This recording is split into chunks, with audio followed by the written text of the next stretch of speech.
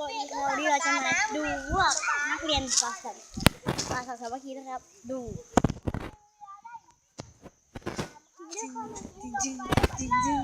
โอ้ยคุณเป็นอะไรเนี่ยถ่ายอะไรลงเขาเฮ้ยแต่อันนี้ยังไม่ฟังเลยกลัวไปเหรอไปทำประกายเพชรแถมทำประกายเพชรนี้เยอะเลยนี่แถมพี่นัดจับคนลงอ่ะมันจะขึ้นเร็วได้8ครับมีอะไรให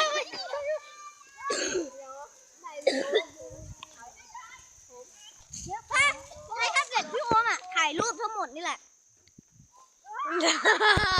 เฮ้ยอะเด้ ไม่ให้หัวอย่างนี้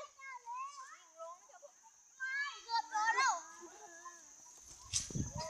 โอ้พออีโคสวยได้คนจ้าง50 สวยอะ บุกลงล่อง